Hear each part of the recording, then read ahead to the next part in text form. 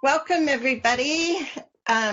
We were just experimenting with some computer options here, and we are live with you now. So I'm excited that you're joining us because we have a wonderful guest who I just am so thrilled that she was able to carve out some time to be with us today. I'm Charmaine Tanner. If you haven't met me before, I'm a parent, a retired teacher, author of a #1 best-selling Amazon book, an advocate, and a public speaker.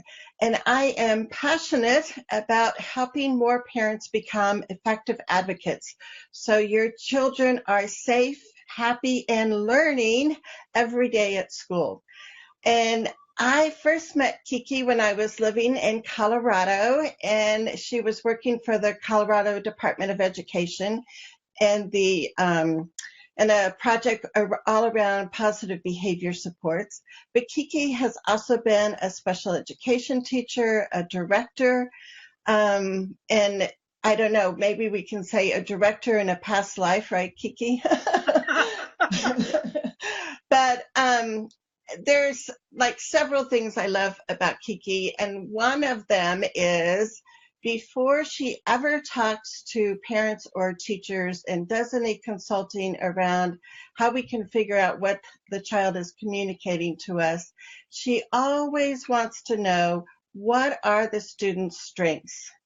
So if you know me, I'm all about strengths-based IEPs and strengths-based behavior plans. So I'm like this kindred spirit with Kiki, and she's a wonderful presenter. I'm sorry we can't be face-to-face with you because she is, always has engaging activities. And so through our computer, we're going to try to simulate that, but she's a wonderful storyteller. She just has so much to share with us. So let's jump in. And Kiki, I don't know if there's anything else that you would like to tell our viewers about yourself. I was just going to briefly say that my passion is supporting families as well. And I've worked with children from birth all the way up through adults. And I think I've hit just about every kind of educational setting. I did 9 years at Head Start.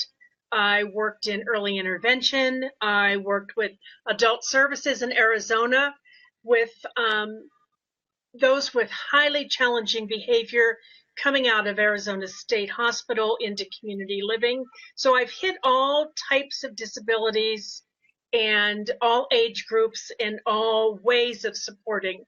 And I continue to be passionate about having parents equipped to support their children the very best that they can. I'm also the mom of 3 children. They're grown children now, and I have a 3-year-old granddaughter. But we were not the family you would have chosen to sit next to at a restaurant. All my kids were pretty significant ADHD, very bright kids, but we were a very lively family. And now I have a very lively granddaughter. Yes, but she's also darling. Oh, yes, she is. So Marla is on with us, and Erica here in Idaho is watching, and Debbie from Tennessee is with us. And Marla, I think you're from Pennsylvania, but I can't remember for sure. So if you could put that in there. But yeah, so we have a packed time for you today, and Kiki has a PowerPoint, and she'll be sharing that and wonderful stories. And feel free to type in questions and comments, and then I'll try to politely interrupt Kiki and give her your questions so she can be responding to those also. So take it away, Kiki. So technically, do I go to share screen to do the PowerPoint? Yes. I know we practiced yesterday. I know. So yeah, share screen, and then you should have the option for PowerPoint. Yes. I know. It's all the See? magical stuff that has to happen behind the scenes, right? Here we go. All right. Yeah, I have a 26-year-old son who reminds me every day that my technology skills are quite limited, so that's okay. I can live with it. We see your PowerPoint slide. You did it. Great. Okay. So as Charmaine said, I do like to do things in a very interactive way. And I developed this training initially with my dear friend Shirley Swope, also from Peak Parent Center. When we went around the state of Colorado and we trained 900 families on using positive behavior support strategies at home through the PBS grant. And in doing so, we created a kind of stick with the plan activity that I'll talk about at the very end.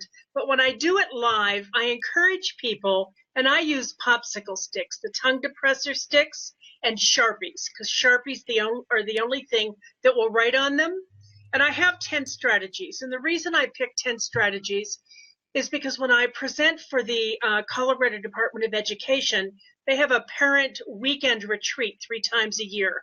I have 60 minutes. So I was trying to figure out how to get the equivalent of a graduate level course in behavior into 60 minutes. And I thought of David Letterman, and he always did his top 10. So I figured if I could do it in 10 strategies, I could time management myself for about 5 minutes for each of them with an intro and an ending. So I encourage participants for each one of the 10 strategies to write down one small thing that you can do differently, because at the end then you have 10 sticks or 10 tips to take with you to start impacting change immediately, which is why it's called What Parents Can Do on Monday Morning. So the foundation of positive behavior support is really looking at preventing challenging behavior in the first place. Challenging behavior interferes with learning, it interferes with relationships, it interferes with families of getting out the door in the morning and being able to go to the grocery store or to dinner at a restaurant. And it is much easier to prevent challenging behavior than it is to deal with it and bring a child who's escalated down. But then we also have to identify and teach what behavior we want to see the child demonstrating, because if we just stop challenging behavior, then it's like that gopher game where you knock down one gopher and another one pops up because we haven't met the underlying needs. And then the key is when I tell families and staff, we are really not creating behavior plans for children. We're creating them for ourselves, because we can't change another person's behavior. We can only change our own behavior. So we need to look at how we are setting the child up for success and reinforcing the behaviors that we want to see. So that kind of puts it right back on us. So my quick story to start with is a little girl named Faith. And when I worked at CDE, Colorado Department of Education, I went back to the district where I had worked as a teacher and an administrator for 19 years. And the preschool teacher heard I was in the building. She was so excited. She said, "I know you're not here to work with me, but if you could just come and look at this one new child I have." You know, because Kiki coming in the room, it immediately solves the problem. So I went in and I said, "What's the problem?" And she said, "She screams." I said, "Yes." And she goes, "No, that's it. She screams." So here's this cute little 3-year-old with kind of the old Dora the Explorer haircut, coming in a soft pink jogging suit with her mom. And her mom, you can tell, looks very embarrassed because she knows within seconds this little girl's going to start screaming. So the other kids kind of filter in. If I look at her, she starts to scream, so I don't look at her. And all the kids come in and go over to the rug for the opening circle. And Faith goes over to the housekeeping area. And I look at the teacher and she says, "Well, Faith doesn't come to the circle." I said, "Okay." So over in the housekeeping area, for those of you in early childhood who have had young children, she actually sets the table with a plate, a cup, a fork, and a spoon in all the right places, a red, a yellow, a blue, and a green place setting. And I'm thinking, whoa, she can match colors, has one-to-one correspondence, and she knows how to set the table. I look at the teacher and she says, "Oh, she likes the housekeeping area." Then she puts the dishes away, another strength, goes over to this big bin of markers, picks up 5 pink markers and 5 purple markers. I look at Pat, she says, "Oh, she likes pink and purple, and she likes to draw." She proceeds to make horizontal, vertical lines, circular strokes, cleans up her markers, and as she walks by Big Bird and Cookie Monster, says, "Big Bird and Cookie Monster." And I look at the teacher who says, "Oh, she likes Sesame Street." We're outside at recess. I would have pushed her on a swing, but if I looked at her, she did indeed scream. So I worked with some of the other kids, and I asked Pat what they were doing when they went back into the classroom. And she said, we are making red and green alternating color Christmas chains. I said, would you do me a favor? And she said, anything you ask. I said, would you have one of the paras go and put pink and purple strips in the middle of one of the tables? So we walk in. Faith is ready to go to the housekeeping area. The kids are going to the table. Faith sees the pink and purple, sits down, and is the first child in the class to do a pink and purple alternating chain. Chain, period. Wow. And the teacher said she never came to the table before. And I said, you never really had anything there that she wanted to do. So I said, on your way home today, maybe you could stop at the Carpet Square store and get a pink carpet square and a purple carpet square. Maybe you could go to Target and get a pink basket with a little handle and a purple basket with a little handle, and have Mom bring her in early and let her put 5 small items in each of the basket and pick the carpet that she wants to put on the rug. She may not go on the rug tomorrow, but you've increased the likelihood she's going to join the circle because she now has preferred items over there.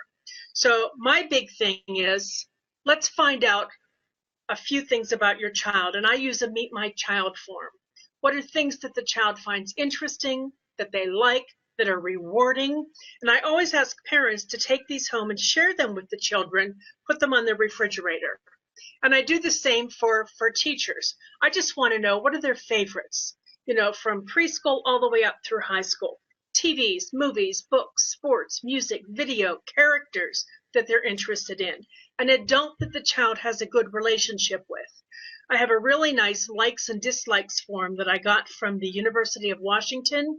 It can be used for younger kids or kids with more significant needs, and it goes through all the sensory things for likes and dislikes, tags in their clothing, socks inside out.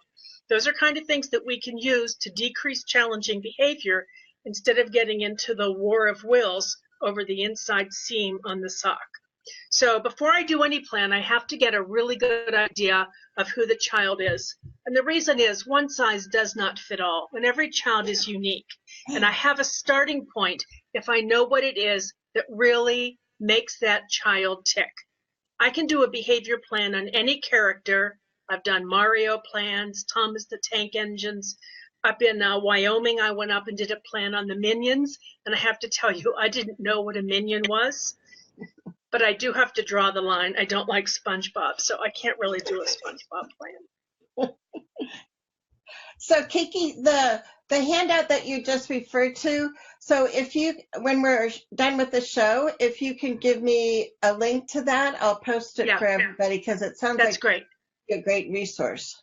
I can do the Meet My Child, and I can do the sensory likes and dislikes. It's a great tool. Oh, I bet. Okay. So the same thing in the classroom. As I said, I want to know from teachers, if they have a few minutes of extra time, what are they drawn to? And especially relationships. I'm very big on relationships.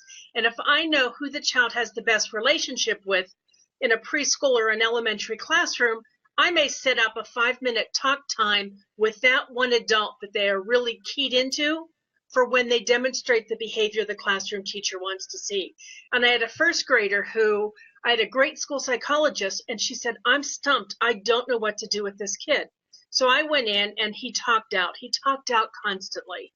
My family are talkers, so I understood, but it was frustrating for the teacher. And he liked Mario. That was my Mario plan. And I went with him into gym class, and the teacher was doing an analogy with the rotation of a basketball and how the earth goes around the sun, which I found very interesting. And so did he. So he raised his hand and started to talk about the 24-hour period in the sun and the moon. And the PE teacher just shut him down and said, we're not talking about that anymore. So what we did is a little Mario plan. For every 5-10 minutes that he didn't call out in class, he got a little stamp on there. And when he got 5 stamps, we had 3 people in the building who would spend 5 minutes talking to him on a preferred topic that he was interested in. And within a week, he stopped calling out in class because he had a voice and he had someone who was interested in listening to him. And maybe it's a backdoor way to go about, but for this child it worked, and it was so easy to implement.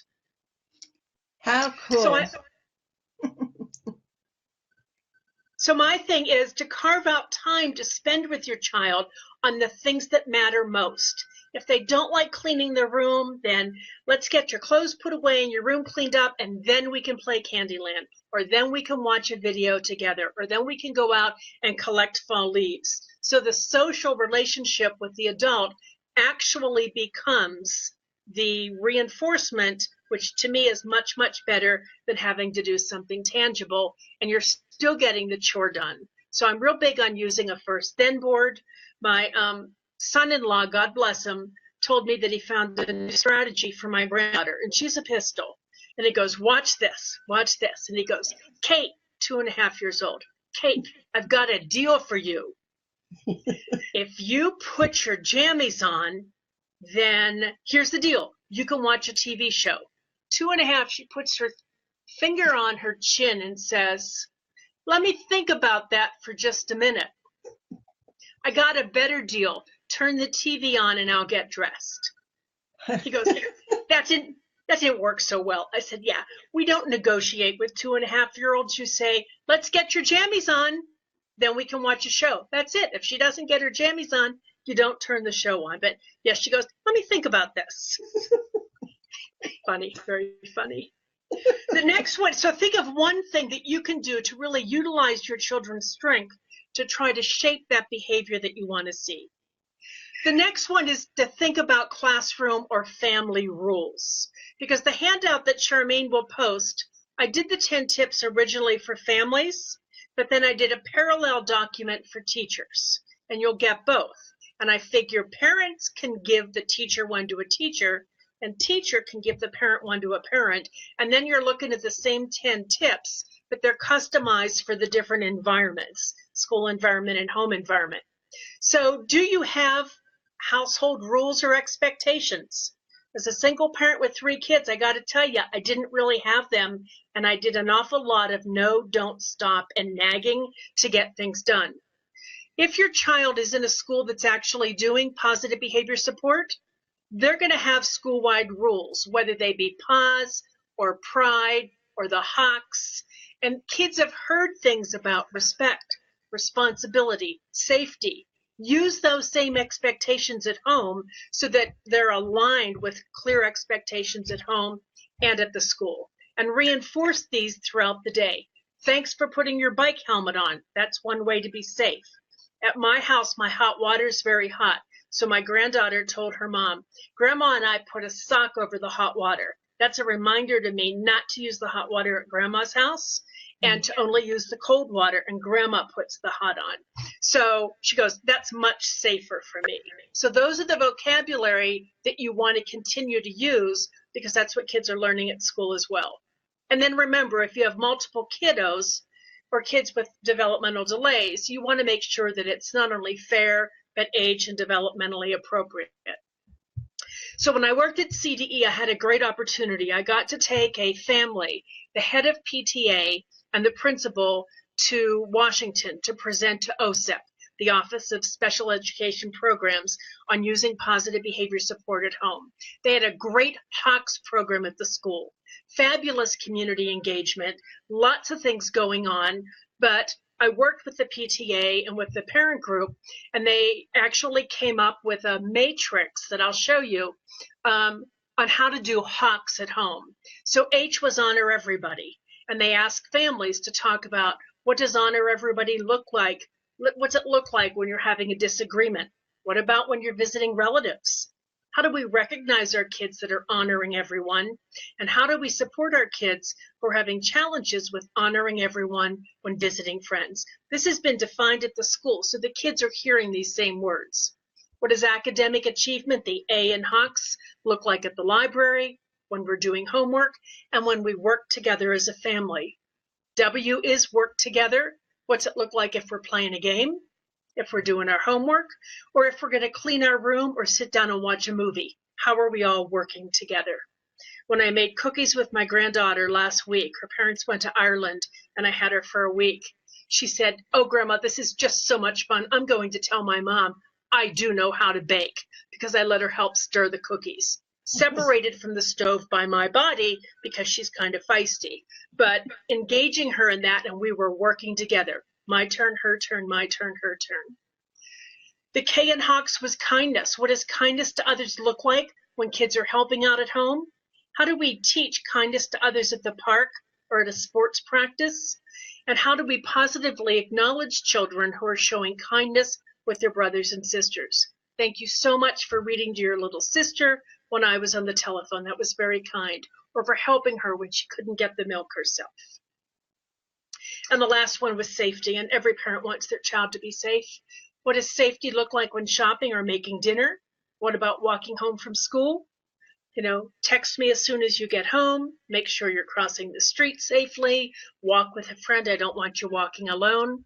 What does safety look like when we go outside to ride our bike? Helmet goes on, and my granddaughter, who fell for the first time on her two-wheeler, she's pretty good. She said to her dad, "Dad, that is not a good way to keep me safe." And he said, "Miss Kate, you need to go a little bit slower because Dad couldn't keep up with you. You were going so fast." So now she says, when I ride my bike, I need to go a little slower because that's the safe way. It's like, yes, dear, it is. So this is what Shirley and I came up with as a home matrix, and we just made this up. We looked at home, H-O-M-E. H is help out, O is own your behavior, and M are manners count every day. And then you can sit with your family and actually create one and say, what does help look like at homework time? How do you own your behavior, which is being responsible? In the morning time, you're ready to leave. You're asking to borrow before you borrow something. You use I statements. You apologize if you make a mistake. Manners count, respect. I was real big on thank your mom for a ride when I dropped you off. Ask politely for help. Respect others, offer to share. So if you can do this and sit down with a family, it gives you the opportunity to really look at what are your expectations at home, and as a family, how are we all going to do this together? Post it on the refrigerator. For littler kids or kids with developmental delays, you can easily put picture symbols as well, and it may align to what your school is already doing. So think of one thing you can do for setting up some clear expectations at home. The third one goes right along with the expectations, and it's what do your routines look like at home? Again, as a special ed teacher and a behavior specialist, I would not have wanted to share my morning routine because it was a little chaotic getting 3 kids out the door, 3 different schools. Where's the backpack? What homework slip? What do you mean you have to have a packed lunch today? Why didn't you tell me last night? So how can we organize our day so that children actually know what's happening? You may have kiddos like mine who didn't do now really well. We need to leave now. I don't think so. How about a 5-minute warning? I would tell my son, hurry up, it's time to leave. You need to turn that video game off. And he'd say, I can't turn it off. I'm not at a save point. And I said, what is a save point? And he said, well, a save point, if I don't have a save point, I'm going to lose all my work. And I said, this is not work. This is a video game. But instead, I learned to use the save point. When you get to your next save point, that it's time to get your clothes into the hamper, or it's time to get your backpack out. So I would say, oh, I forgot to tell you, you have a dentist appointment after school. I'll pick you up. And he would say sarcastically, Miss PBS coordinator, I would appreciate it if you would notify me in advance when there's a change in my schedule. Don't you love it? Don't you love it? Yeah. Let me know the night before if there's a doctor's appointment, which, is really a pretty realistic expectation for a middle school kid. So how can you, within your family, make sure kids know that there's a doctor visit, a visitor's coming over? We have errands to run before we get home. You're going to miss the 3:30 show. How can you create a schedule that includes chores, homework, self-help, showers and teeth, and fun choice activities? And again, you can use it through pictures. Charmaine, did I send you the little brochure that I made for Prevent, Teach, and Reinforce? Yeah. I can send you a really nice brochure that I created. It's a passport to smooth behavior sailing into the future or something. But on the back, I have my favorite websites. And the websites on there have all the downloadable visual schedules and picture symbols that you need just by going on and getting them. And a couple of them are early childhood websites, but picture symbols are picture symbols, and anybody can use them. You know, just like teachers do at school to use transition warnings to let your child know what's coming next, be it a timer, a 5-minute, a gong, or visuals to help them with those transitions. School has a slew of routines, and you know routines are in place in a school when a substitute comes in and the substitute knows exactly what to do.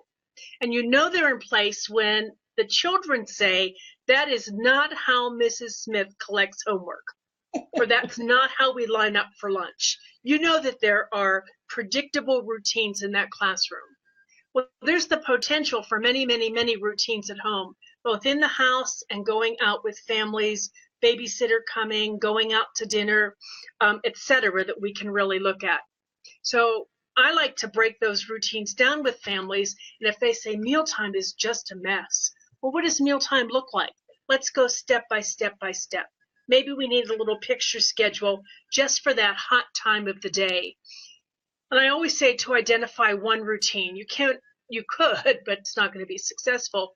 You know, you can't really focus on mealtime, bedtime, and bath time all at once. Let's pick the hottest spot of your day, work on that, get that routine in place, and then look at the other one. So Ann Todd from the University of Oregon and I actually came up with a routine analysis for families, and it's very much like what the schools would do if they were doing a functional behavioral assessment and looking at environments in which the behavior is most likely to occur or least likely to occur. So this is just looking at what is your hottest spot of the day and identifying one of them to focus on at any given point in time. Once you get that one in place, then go back and let's look about getting ready for school. I'm real big on simple things. I mean, if you can put little simple things in place, like getting ready for school is so much better if your clothes are laid out the night before and if your backpack is by the front door. That's 2 things you don't have to do in the morning. Of course, I still look every morning for my keys because I don't put them in a consistent place. But if you put your keys in the same place every day, the likelihood is they're going to be there in the morning. My son in middle school used to say, where is my belt? And my response was, I would imagine it's in the last pair of pants that you wore because I'm not really in charge of your belt. But if you put your belt on top of your backpack tonight, you can stick it in your pants as we go out the front door. Of course, I wanted to say there's 3 hooks on the back of your bedroom door, and there's at least 9 belts there on the belt hooks. You know, maybe if you put your belt there, but I mean, if you could get it on top of the backpack, at least in the morning, that's one thing you're not going around looking for, because I'm not the belt police, and I'm not going to be looking for your belt. So think of one routine that you could kind of map out for your kiddos that might be a little bit of a stressful, just to help make things a little bit smoother in your household. This is one of my favorite, and again, even though these are kind of Kiki's 10 tips, they're all really research-based. Anticipate challenges and plan accordingly. I am teaching a class tonight. It's going to snow in Denver. It's going to snow this afternoon, and I'm very far south. So I already have anticipated that I have a friend who lives close to where I'm training, and if there's too much snow, he knows I might just knock on his door because I hate to drive in the snow. But if I do have to drive in the snow, I plan accordingly. Make sure I always have a blanket, warm clothes, I'm comfortable. I've got water in the car with me. I've got calm, relaxing music. My cell phone is fully charged just in case you get stuck someplace. Because again, preventing challenging behavior is always easier than having to deal with it. You as a parent know what are the things or the triggers that set your child off and cause challenging behavior. Whether they're not feeling well, whether they're tired, whether there's too many people, whether they've been sitting still for a long time. All those things that you know are valuable things for the classroom teacher to know, because even though the environment is different, those are triggers that you know are likely to set your child up. If they did not sleep well at school at night, they're probably going to have a harder time at school the next day.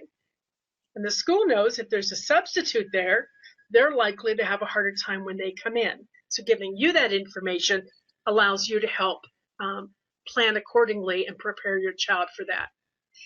Remove temptations and things that are likely to create problems. Again, my granddaughter, she was a tiny little thing. She was premature. So when she started pulling herself up on stuff when she was 10 and 11 months old, I told my daughter, when they come in their house, lovely little house, but it's small, first thing you see, is the large TV for the Bronco games. But on the TV stand as you walk in is a clear-cut, beautiful glass bowl. And in go the coins, cling, cling, cling, and the keys, and everything shiny and sparkly that makes noise. And I said, I really worry that one of these days she's going to pull herself up and knock the bowl over. They said, no. We're worried she's going to knock the TV over, so we're securing it to the wall. So when I came in a couple weeks later, and there was a blue plastic bowl with all the keys and the change, I refrained from saying what happened to the glass bowl, but my daughter said, don't even say it. Don't even say it. The first thing she knocked over was the glass bowl. Of course, because it's shiny, you can see through it, and it made lots of noise when you clinged and clanged. Remove temptations. She's kind of a chocolate nut. Her father is a chocolate nut. Don't put the chocolate on the kitchen counter if she can't have any. Just put it inside the drawer. I mean, so just think thoughtfully about choosing your battles wisely and removing temptations that are likely to create a problem. Think about activities, the times of day, and the places where your child is likely to experience success. If you have a child with autism, you probably don't go to Costco or Sam's Club or one of those giant supermarkets at 10 o'clock on Saturday morning, because I have a hard time going there at 10 o'clock on Saturday morning. There's too many people, there's too many lights, there's too much noise, there's too much going on. So going at 4 o'clock on a Monday afternoon is probably a much better time if you need to take your child with you. For kids with more significant needs, I worked with a family who had a little girl who was non-ambulatory. And once they got her settled, she really got agitated and upset when they would have to move her from one position to another. And part of it was she really didn't understand the language, and she couldn't understand, why are you taking me out of this soft, warm beanbag with a blanket, and what are you doing with me next? So we came up with a plan that they would still use the verbal directions, bath time, but then they would sing a little song, and they would use a different scent. So for bath time, maybe it was strawberry. And for getting ready for bed, maybe it was lavender. And they had 2 or 3 different routines where they paired a scent with the song. And that seemed to help her be able to anticipate, once they would spray like a scent on her arm and they would start to sing a song, that was an indicator that something was going to change. And over time, she could anticipate bath time, getting in the car, or time to go to bed. I love that idea. And you think about all the parents that are using different oils with their kids now. So I'm thinking like that would probably be a great thing to pair with, something that's coming up for them to know that, Because it establishes meaning over time, and the olfactory actually allows different messages to get into the brain. So pairing it with music is a real good combination. And I love that idea, because I think that's something I've never thought of, to tap into that sense and to pair it with music. So that is like an awesome idea. Thank you.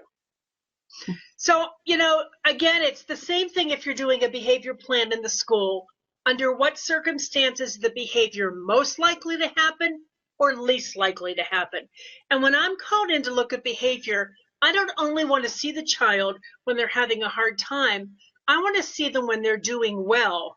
and what is it that is keeping them engaged in that activity and with those adults. So those are just things that we need to kind of think about. What kind of sets our kids off, and how can we proactively address any of those? So that's number 4, so you can think about one of those. This is a great one for parents. And when I have trainings where moms and dads or partners come together, I always say, how many of you have the same expectations for certain things? And, you know, do mom and dad kind of do it the same way, and they look at each other and then they kind of look away? So this is really about know how you're going to react and be consistent. If it's a really kind of a serious situation and you mean business, then a nice sing-song voice doesn't have the same meaning as it really is time to go now. I'm not yelling, I'm being firm, and I'm using a calm voice, but I know that I mean business. When I was a teacher, I had a group of second graders, and we had gone full inclusion, and I was thrilled because now I got to work with kids with learning disabilities and speech impairments, and not just kids with serious emotional disturbance. And I had a group of second graders, and they were just squirrely, and maybe I was not in a good mood. And I stopped and I said, "Excuse me, please." And they all stopped. And one little boy said to this new little girl, "That's what she says when she wants us to know that she's serious. It's her pretend mean voice." That's great. They knew. They all had to do was say, "Excuse me, please." And for my granddaughter, I say, "I don't think so." That's it. "I don't think so." "Not okay." She goes, "I know, Grandma." But it's a different voice, and it's a little bit firmer, but it is not in any way, shape, or form yelling. I also choose my battles wisely, and I know in advance. I think of the grocery store. And for years, I had my own grocery store traumas with the kids, and my middle son is a dancer. He's currently living in San Francisco, and he's a modern dancer. He's been dancing since he was 2. And when he was 9, his goal in life was to work at Safeway so that he could collect the carts and ride the carts through the parking lot. So it is true that I would take him to the grocery store at night, like after 7 when there weren't many people, and I'd look up and down the aisles to make sure. I'd say, "Go for it, Patrick," and I would let him push the cart and do dance moves on top of the shopping cart. But not on Saturday when it was really busy. So you just have to choose your battles wisely. Say what you mean and mean what you say, and be sure to follow through.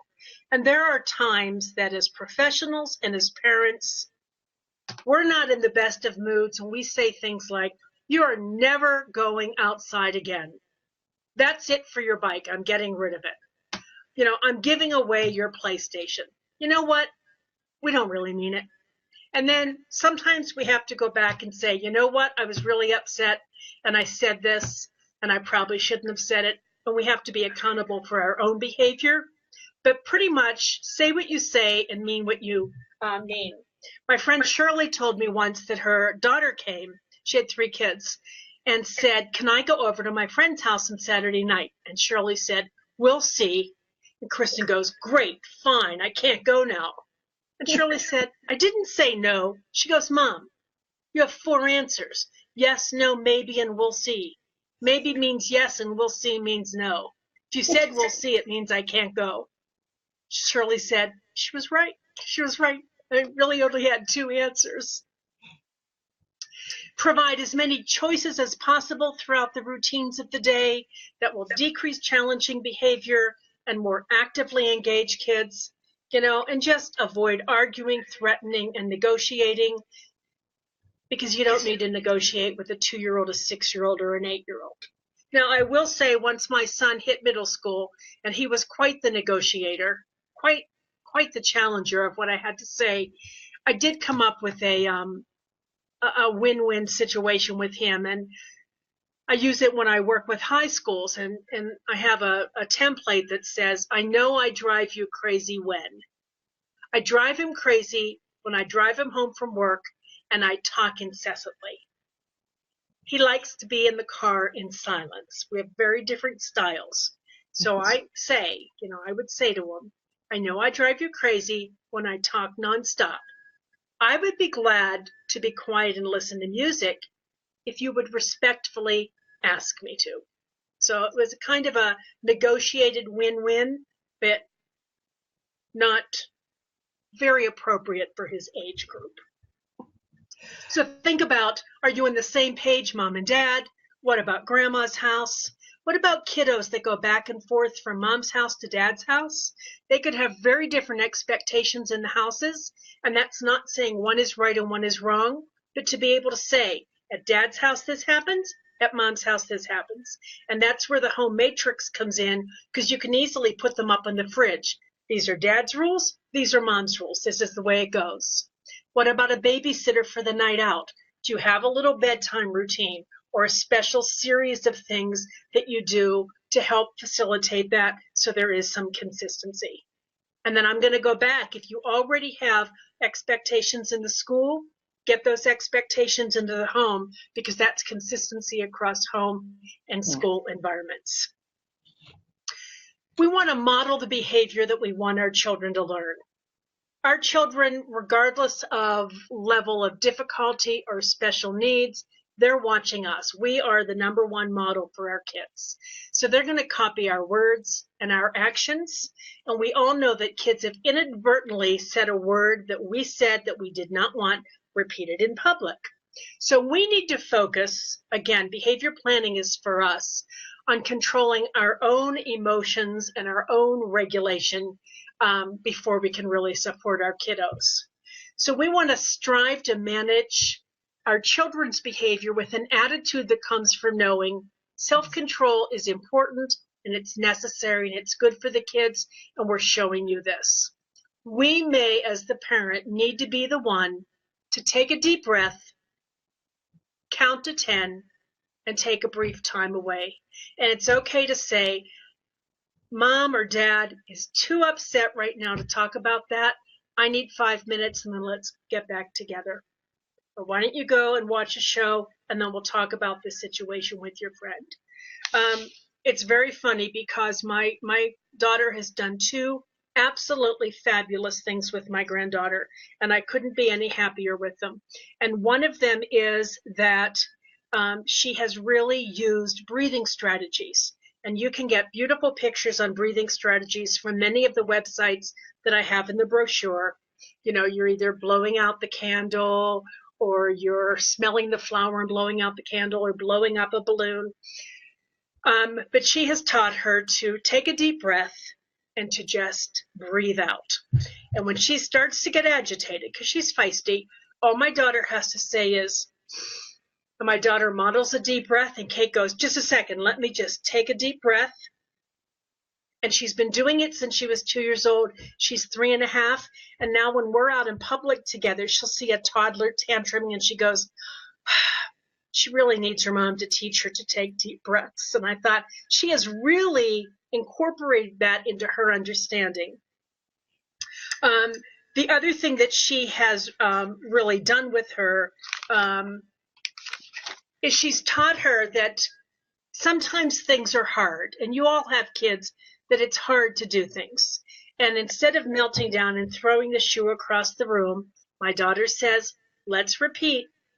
This is hard, but I can do hard things. Yeah. So she has actually made little visual pictures that I can do hard things, and has them in several different places in the house. So when my granddaughter encounters something that is hard for her, she'll take her deep breath and then she'll say, I know I can do it because I can do hard things. And actually the perseverance of trying to learn something is far more important down the road than having accomplished the task itself. The belief that it's hard, but if I break it down, maybe I need to ask for help, but I can do this one.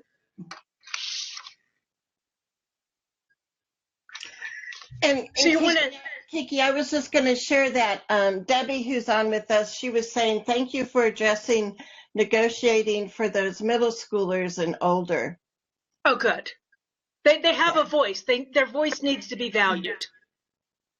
Exactly, exactly. You want to set up success with positive language of the behavior you want to see. I'm real big on avoiding no, don't, and stop. And the interesting thing is, from a speech perspective, the word don't run, don't spit, don't hit, don't bite, is not really even understood by children, normally developing children, until the age of 4. That it's an abstract concept, don't. So when you say don't run, they hear run. When you say don't hit, they hear hit. It's not even defiance at that point. They don't really understand the concept of don't, do not. So I'm real big on framing positively what you want to do. So communicate clearly what behavior you want the child to demonstrate. If you want another snack, you need to say please. If you want more time, ask for more time. If you need a break, ask for a break.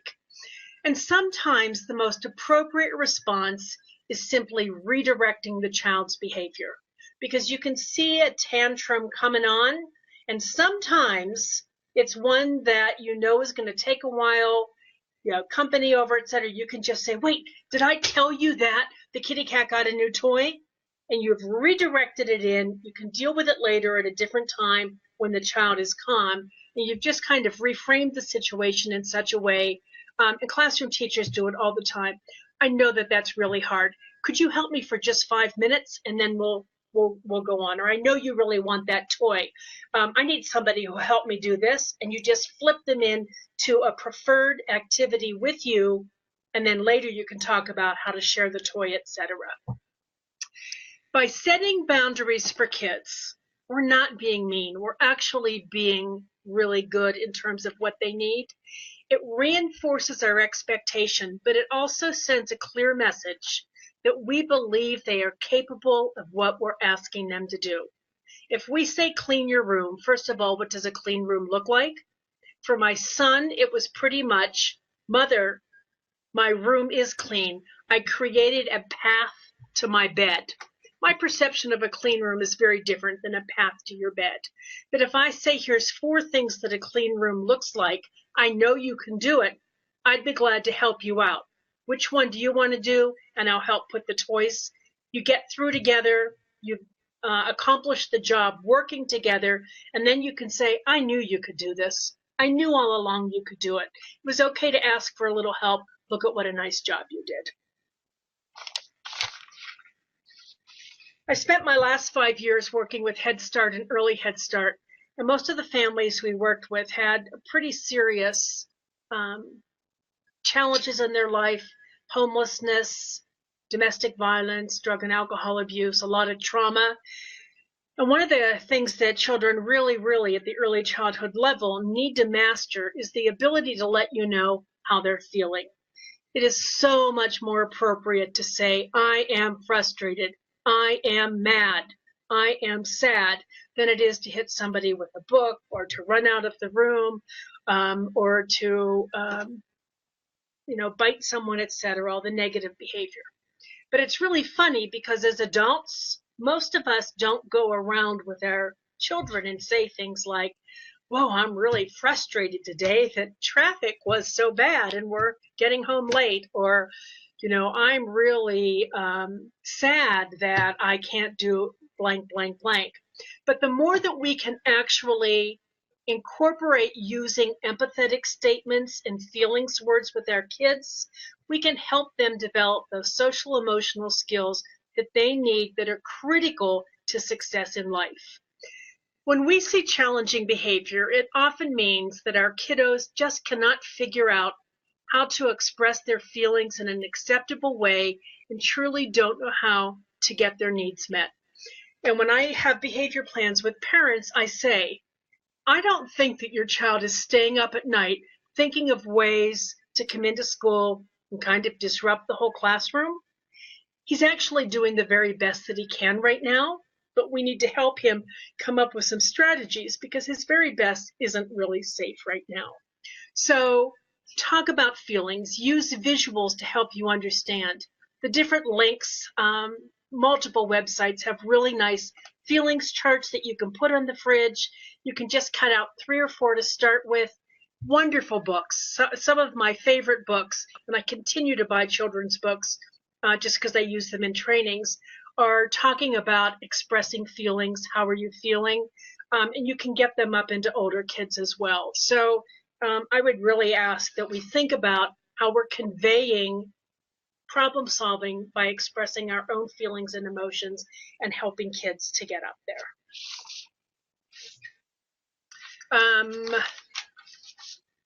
Lots of opportunities for problem solving. I guess the one key I would want to make is that when you have a child who is escalated, upset, kind of out of control, language is just going in one ear and out the other. Like Charlie Brown, it's like rant, rant, rant, rant. The less we say, the better. And we should save our conversations and let's talk about this for when the child is calm. And we should introduce the breathing strategies and the calm down strategies when the child is calm and practice them so that those are incorporated into him or her so that when there is a situation, they can access those skills. You cannot teach problem solving and self-regulation strategies when a child is upset. I think the most important is to really stop and look behind the behavior to what your child is telling you.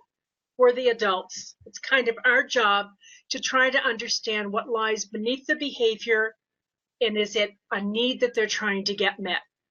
Often we get so frustrated that we end up personalizing our children's behavior and again seeing it as something that they're doing just to get at us. Well, you really didn't want to eat the vegetables that I gave you and you threw this good fit here, etc.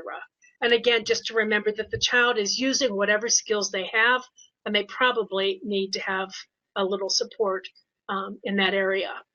You have to remember the age and the developmental level of the child. You know, a toddler is a toddler and a preschooler is a preschooler, and they're really working on trying to get their behavioral needs met.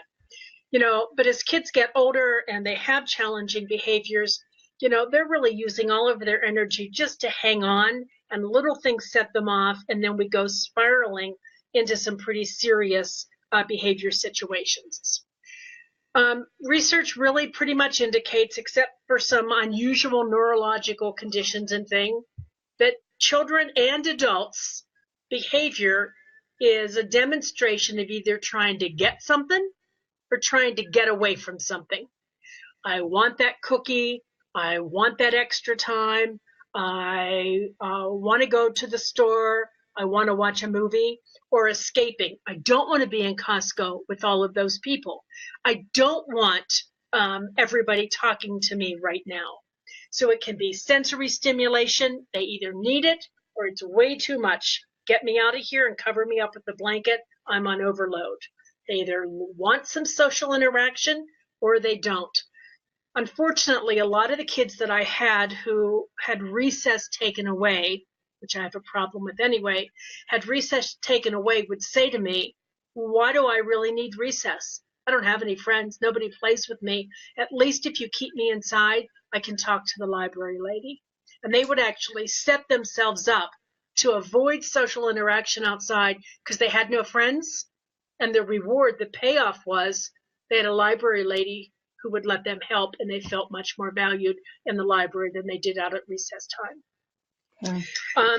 And that goes for adults as well as for kids. So what are they trying to get or what are they trying to avoid?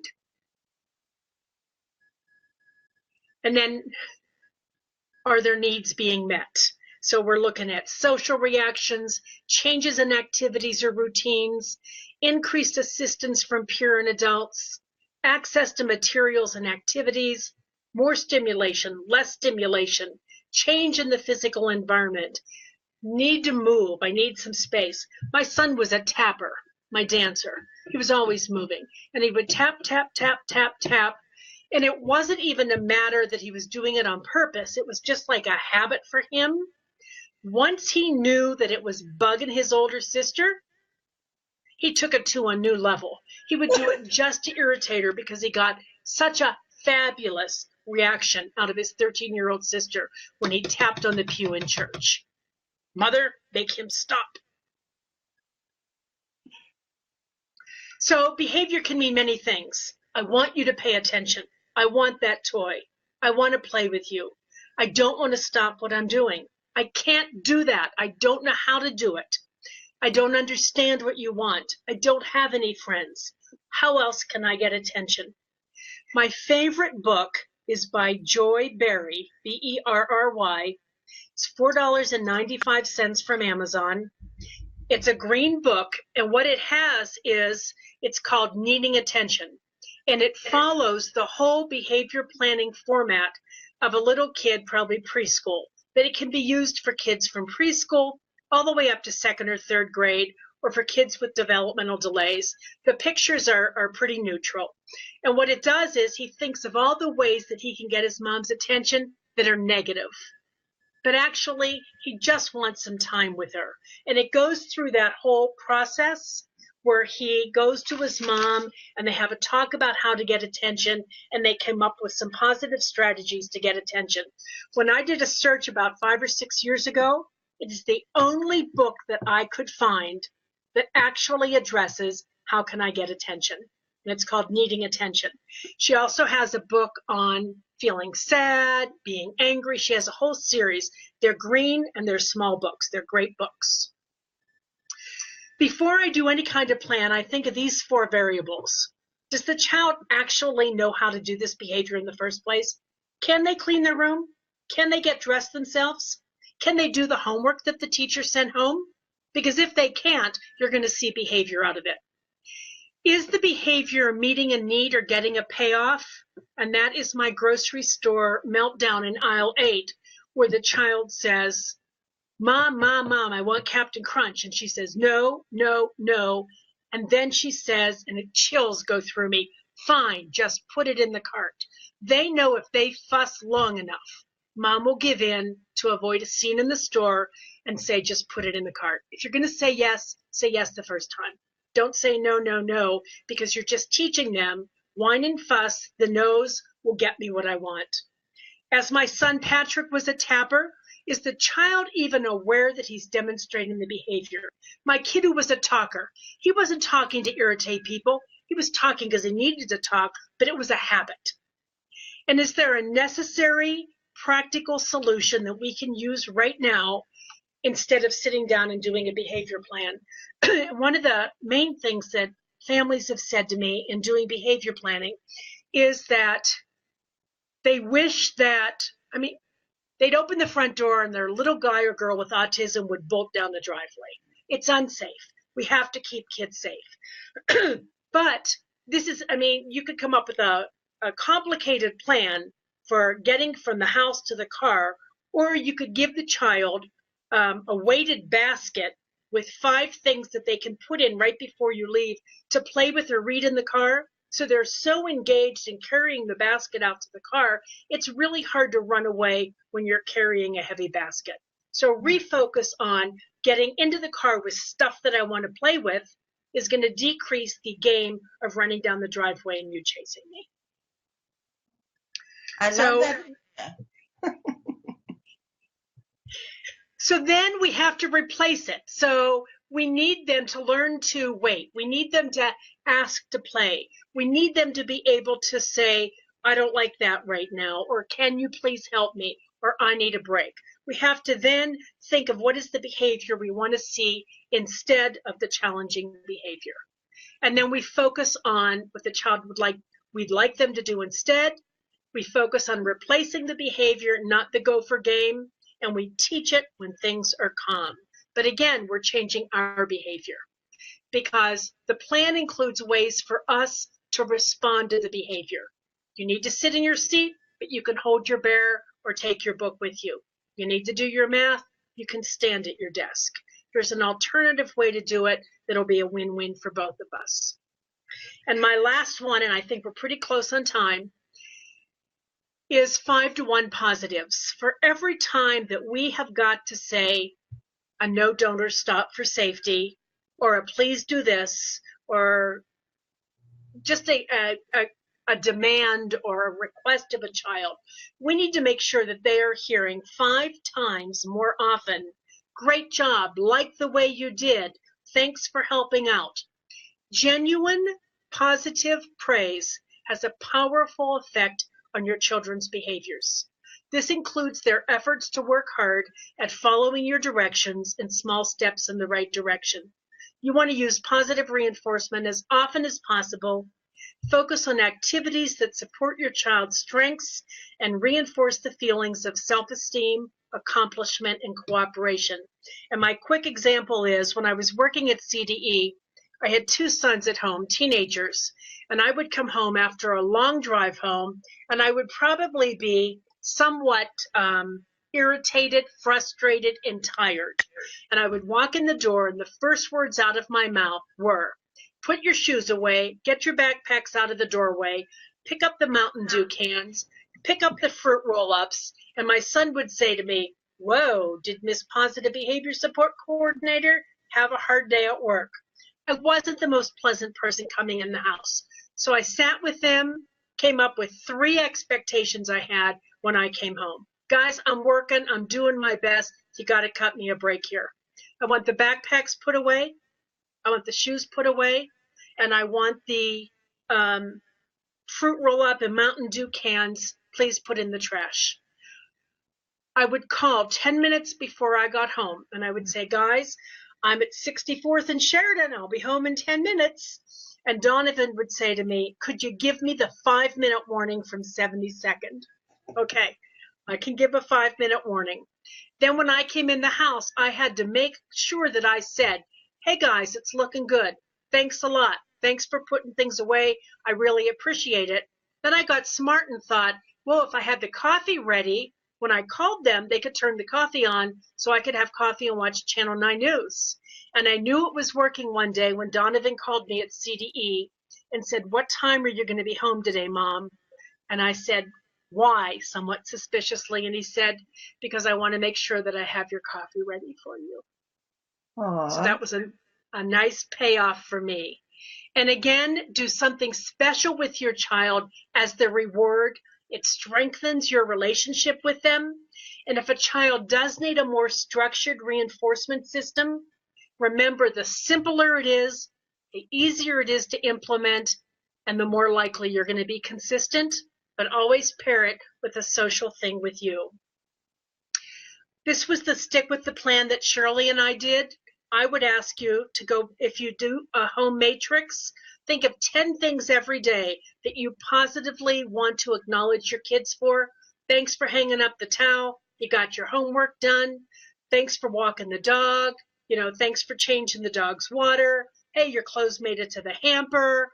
You turned the TV set down when I ask. Those are your little 10 sticks or your reminder.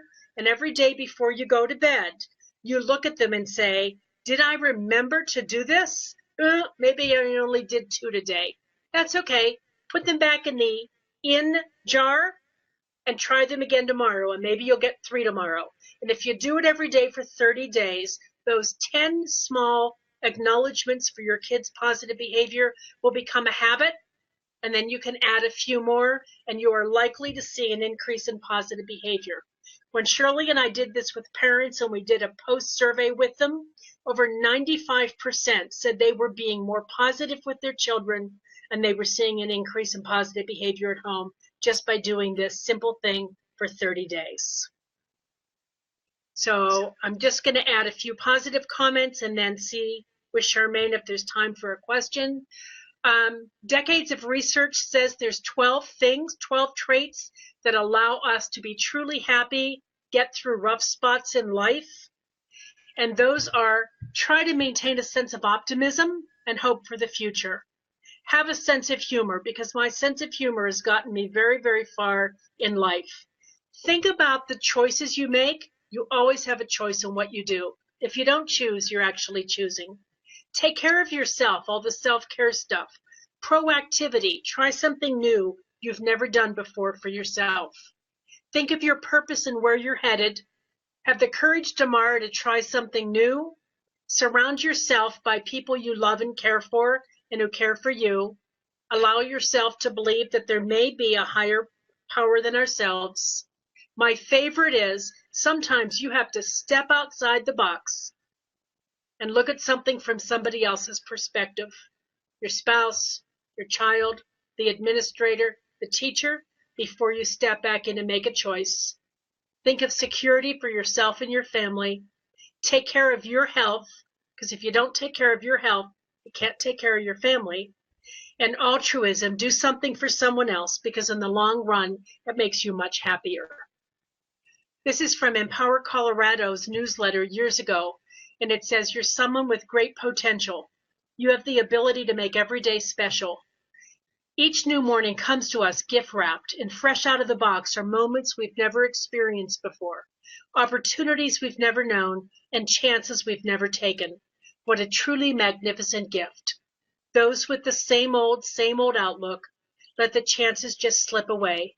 But those who understand the value of a gift, well, they have a chance to turn the present into a truly extraordinary day. My personal childhood hero, I grew up in Pittsburgh, Pennsylvania, so I know somebody's from Pennsylvania.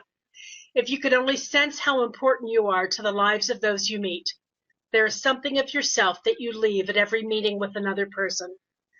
More and more, I've come to understand that listening is one of the most important things we can do for one another. It can be our greatest gift.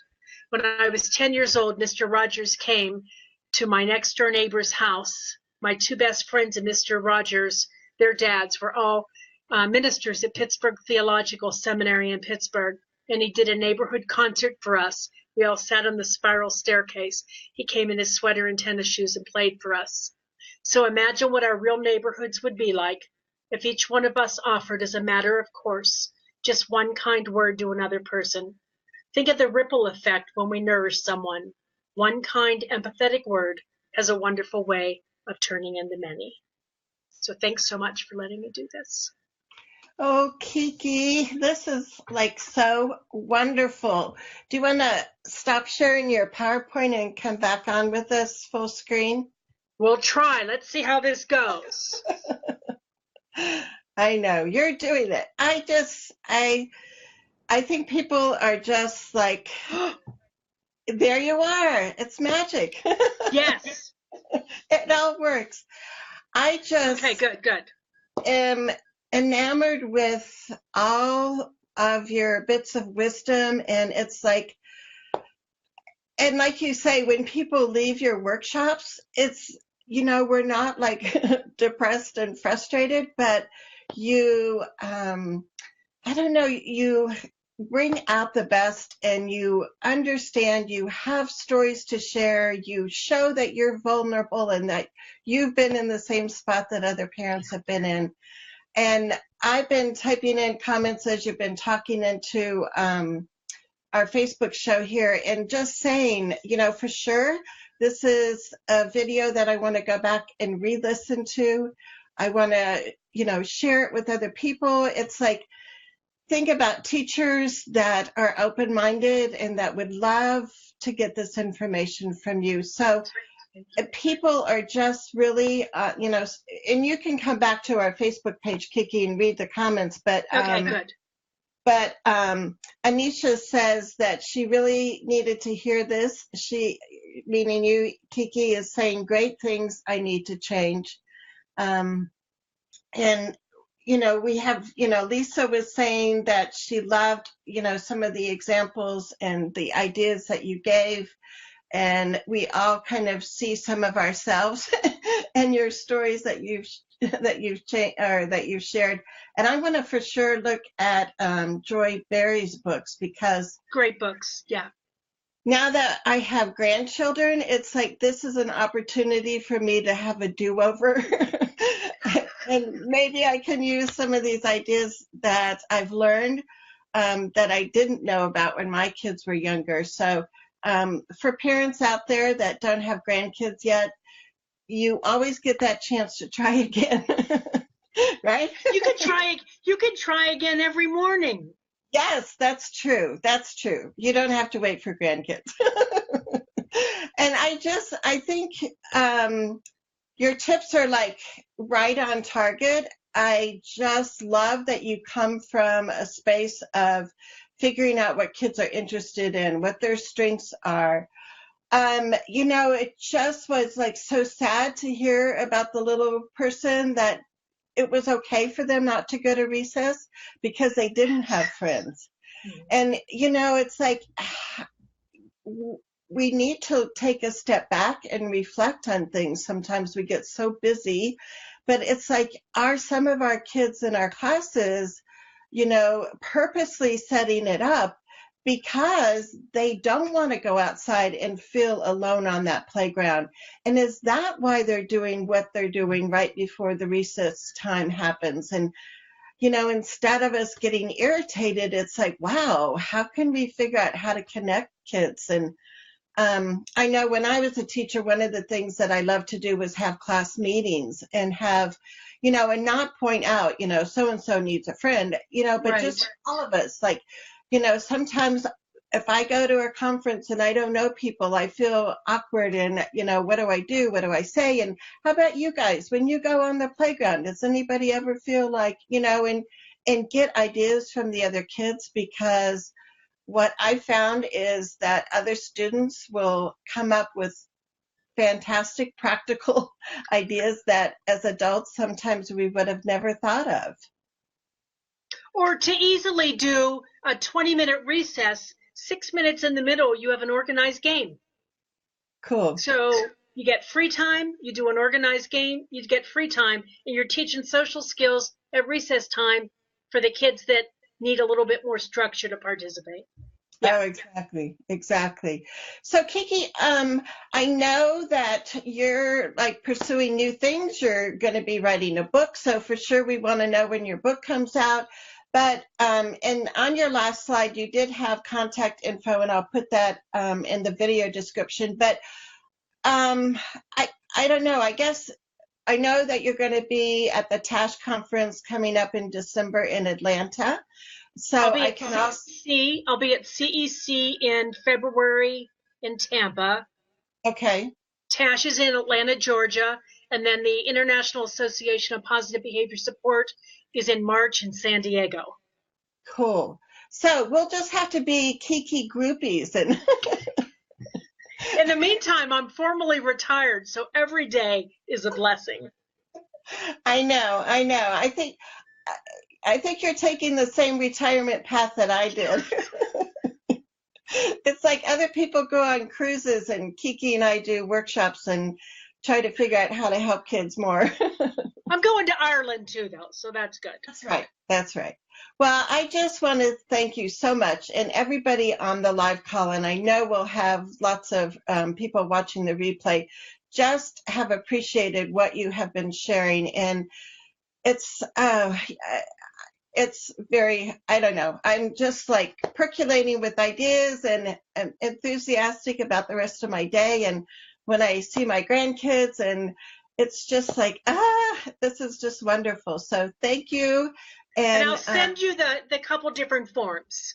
Yes, because those would be great. And I'll post the link for the handout that you did send me. And then that one from Washington about figuring out likes and dislikes and that kind of stuff. That would be great too. Wonderful. So. All right. Thank you again. Thank you for all the technical support help. You're welcome.